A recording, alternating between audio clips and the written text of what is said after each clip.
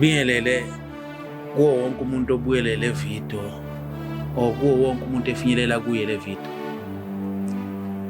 Lana ngibhalelwe owesifazane, isitori sakhe sihamba kanje. Ubesethanda nesikhathi eside nowesilisa. Mangithi isikhathi eside uze washo ukuthi hayi bese ku7 years. Kube sekuhamba ke la eSouth Africa ngoba sazi sonke ukuthi kuye kwaba ne-lockdown. Iqala lapho ke indaba kulo wesilisa esengasazazi ukuthi ubani, siphuza kakhulu ngesizathu sokuthi beselahlekelwe umsebenzi. Lokho ke kulidela ukuthi egcine semhlukumeza lo wesifazane ngayo yonke indlela. Ngakuthi bemthuka ngenhlamba, emshaya, emtshela ukuthi akanamsebenzi walutho. Lo wesifazane ke kuhambe ezizwa na ukuthi hayi cha kushuthi angisabalekile, angisenavelo, yabo. Hayi shuthi lokhu yenzeka lento ehambe engabuyi lo mlisa eshiyo wesifazane endlini noma ezama ukukhulumisana engafuni ukuthi bakhulumisane baxoxisane ukuze balungise izinto.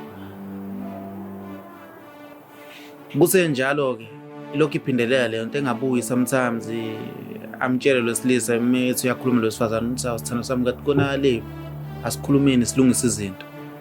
Owesilisa athi hayi ngeke ezwe ngalo wesifazane. Kuhambe kwahamba ke lo wesifazane wakhalela owesilisa.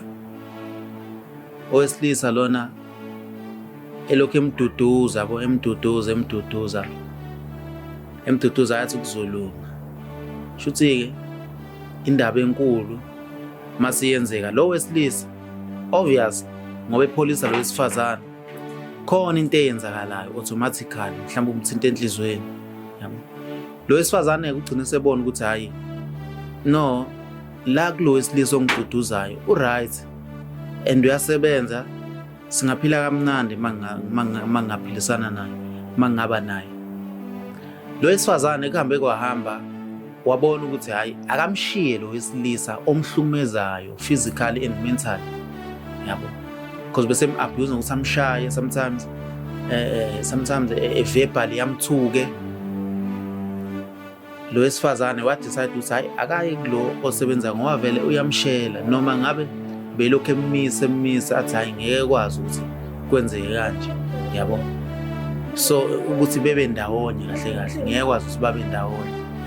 Wahamba ke wavuma lo wesifazane wagcina semshiya lo kade emshaya emhlukumeza.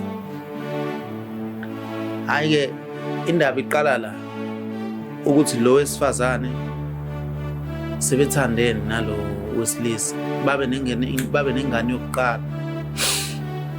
Akube right bawuqeda impela, bawuqeda unyaka owodwa. Okwesibili ibe khona futhi enye ingane ngazi ukuthi balamana eseduze mekasho wesifazane. Kube ukuthi lo wesilisa manje akasayizwa kahle le ukuthi manje ingane yesibili kuba ngazi ukuthi akasamthandi nje. Kuhambe kwahamba ke njengoba lo wesifazane esibhalele indaba ekhona la mbukele. Lena bakwethu indaba ebuhlungu kakhulu umuthi uyayilandelela, yabo, ngoba kuyakhombisa ukuthi abanye abantu baye benze izimo ngoba bengathandi nabo bephoqwa izimo abesuke bebhekane nazo. Indaba yalusizi ihamba kanje. Uma ngibhalela lana uyazisho igama lakhe kodwa uthi Vumani ngicela ungifihle, ngithandane nomuntu wesilisa engithola ngihlala nomunye ngenxa yesimo engangikuso. Ngamshiya lo ebenginaye ngayohlala nalo okade engishela. Ngahlala naye even nakhona ukuhlala naye bekuyisimo because kule ndawo engikuyo angazi umuntu, ngizozama umsebenzi. Ngahlala naye since December last year ku-right. Kwashintsha February uma ngiba pregnant. Wangiphoqa ukuthi ngenze i-abortion. I can imagine ukuthi umuntu wesifazane wasuka kumuntu wesilisa wayemhlukumeza ngokumthuka emshaya. Ngiyamagina ubuhlungu balo muntu wesifazane ukuthi ahlukunyezwe umuntu okuyena athi uyamthanda, engamvikela emkhusela. Because akugcinanga lapho, ugcine semphoqa ukuthi akenze i-abortion kule ngane yesibili ayikhulele because akasebenzi. So lo wesifazane ke ugcine engasazizwa njengomuntu onevelu. Indaba iqala lapho ukuthi akenze i-abortion ngoba nakho manje usekhulelwe. Okay, wavuma kusisi lokuyenza i-abortion. Eseyenza still lo owesilisa uyena omnika amagama ahlukahlukene wonke angawacabanga. Yamtshela ukuthi hayi wena usenavelu, ayikho manje indaba yakho. Ayikho, uyamtshela ukuthi hayi wena usenavelu, ayikho indaba yakho. Uyamthuka ukuthi hayi ngeke asezwa ngaye, yabo. So kuthe kwahamba engasakuthengi even nanokudla, yabo. Engasakuthengi ukudla nalo akasabuyi-ke futhi. Lo kuyena wesibili. Khumbula ukuthi lo munye wesilisa eqala ushiyelwe ukuthi akasabuye ekhaya, uyamhlukumeza wesifazane. Lo manje sekuyena owenza lezi zinto. Wesiphathi usenengane le angayikhiphanga ekuqaleni, le eseyikhiphile iyona le yathula ngayo amagama ukuthi hayi ngeke abe yilutho, ayikho indaba yakhe, akasabuyi, ukudla akasaprovide, akusekho mnandi ngenza ekuqaleni. Ibuhlungu le ndaba, ayikho into ebuhlungu njengophoqa umuntu othi uyamthanda noma ekuhlukumeza. Okay, iqhubeka kanje indaba.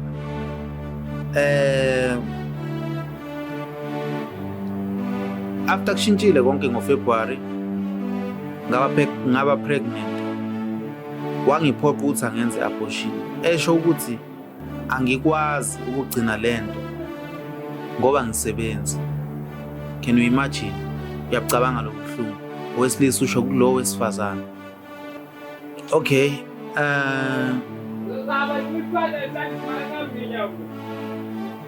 ngangingena choice because angisebenzi. After that ube ngibuka athi wena usenavelu, buku phele kanjani, akekho umjito sakufuna, nokudla wayengasakuthengi, akasabuyi nasendlini. Then I decided ukufuna indawo ngiphume kuyo because bese ngihlala ngikhaya. Ngagcina ngiyitholile indawo ngingazi ngizorenta ngani. I can imagine ukuthi usisi ubalekela ubuhlungu kowesilisa obengenazo izingane naye, ethi uyopholisa ngala kulo wesilisa ezitshela ukuthi uyamthanda, uzomphatha kahle ngoba uyasebenza. Ebalekela lo phelele umsebenzi sephuze dawo. I can imagine ipain amfaka kuyona, ngawo ukuthi even ukudla ngoba wangasekuthengi. Usisi ke yini abasezoyihlalela, yabo, nakhona lokho imhlukumeza, yabo, ngoba wayengasamthandi. Yini abasezoyihlalela lapho kulowo budlelwane. Abanye abantu baye bathi mabenza izinto bengayicabanga ukuthi mase sifika kubona zingaba kanjani, or mase sifika kubona ipheni ingaba nkulu kangakanani, yabo.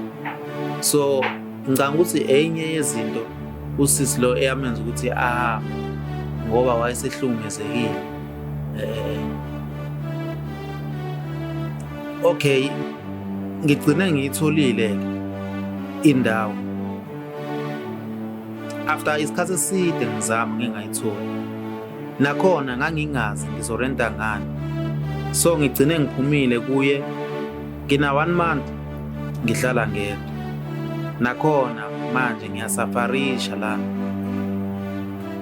but kungcono kunendlela engangiphethwe ngayo. Izinhlamba ebese ngeke ngathukwa ngazo, and lokhu ngaphuma akaza fona.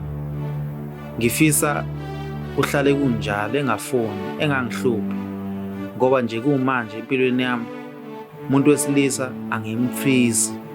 Mase uyangithanda kuvele kuvuke lawa amanxeba, ngibona ukuthi lo uzongenza isilimo, uzongenza isiphukuphuku.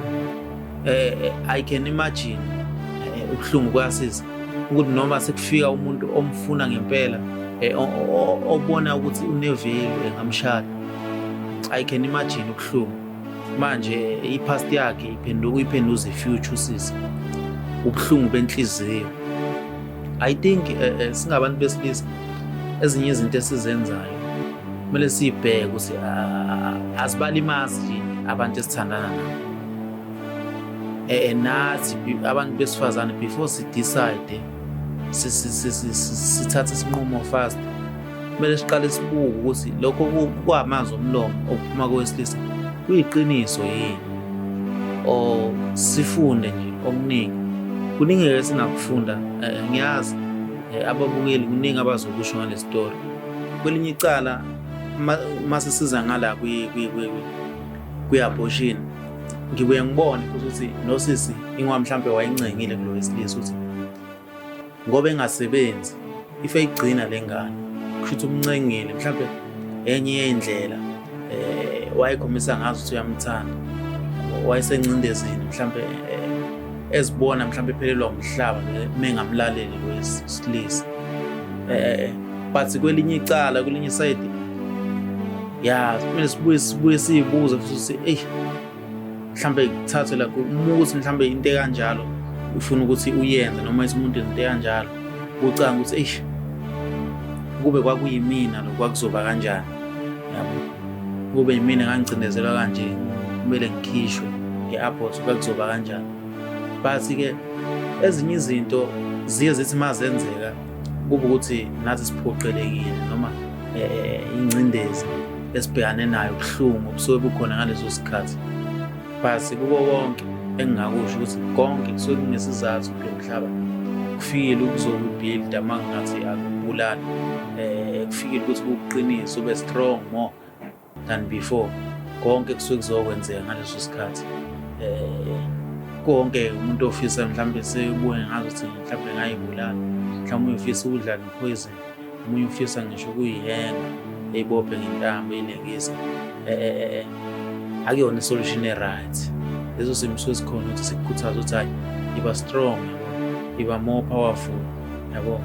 Wena ozotestify, wena ozofakaza ukuthi mina ungibona nje ngadlula entweni enye kanje, mina ungibona nje ngadlula entweni kanje. Sibonge bafowethu. Amen.